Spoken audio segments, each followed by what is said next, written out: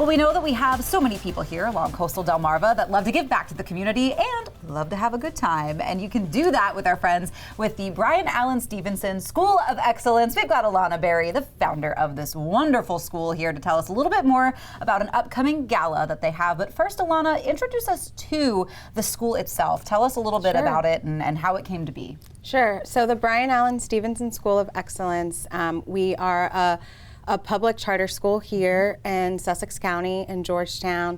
It's been a multi-year effort over the past several years to get here. Currently, we're a middle school, so grades 6 through 8.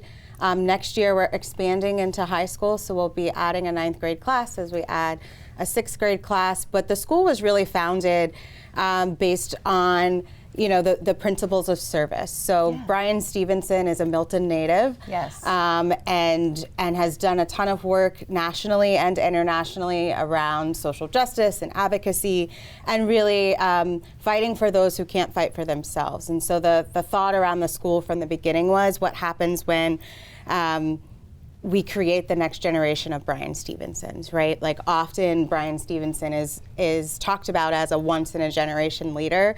I hope that there aren't once-in-a-generation leaders like him anymore, that we can have these kinds of leaders across our community in the future. And so our school is founded based on service learning, where our students get to interact with the community and go out and learn about the community, but also add value to the community immediately. Well, if we want to see a generation of more people like that, it does also take a little bit of funding. So let's talk about what you guys have coming up and why it's so important. Yeah, thank you for that. We are launching our inaugural gala called the Shades of Excellence Gala. So attendees are encouraged to wear purple. Our school colors are purple and orange.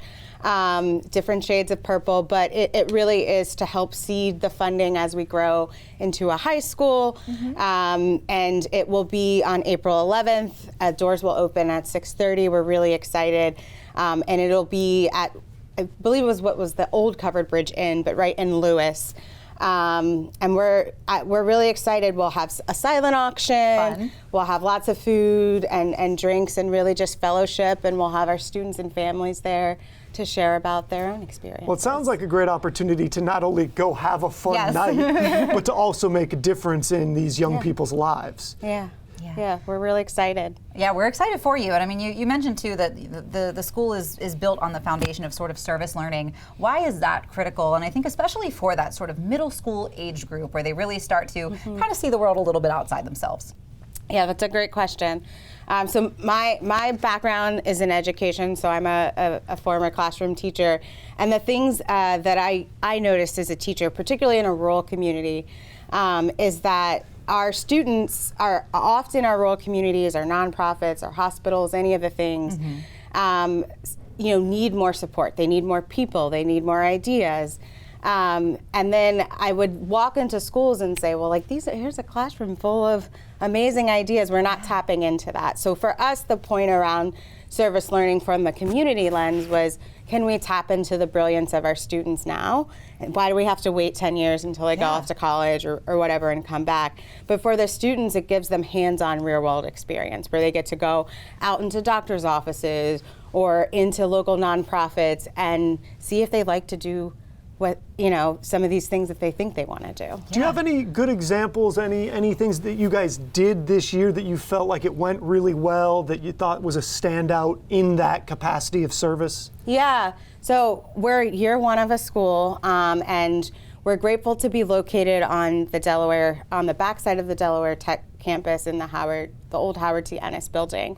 And there is a very large greenhouse, and our students kept asking, what can we do with this greenhouse? We want to do something with this greenhouse. So I think it was fairly recently, 2 weekends ago, a group of students and parents and siblings and staff members came out and cleaned out the full greenhouse, and now we're going to be growing plants and crops, both from the learning perspective, but also things that we can utilize in the school and be able to give to our families. What a great program I know, idea. I'm jealous. I think that makes such a big difference when those kids, and especially when you can draw in the family, some community to all be a part of it. It seems like it makes those lessons stick just a little better. Yeah, and they'll get to see, literally the fruits of Yes. that labor for The fruits years and the months to come. vegetables of that labor. Yes, it's extremely rewarding, and Yeah. it does, teach you that balance of hard work and the rewards that you get for it. Because gardening is not easy, let me tell you. Hard work. So one more time, some of the details of that gala that's coming up, so people can remark their calendars, 'cause make sure they've we got want it to make booked. sure this is a sterling success. Yes, of course. So we'll be having the Shades of Excellence Gala on April 11th in Lewis. The doors will open at 6:30. You can purchase your tickets right now on Eventbrite. If you just search the Bryan Allen Stevenson School of Excellence, it will come up.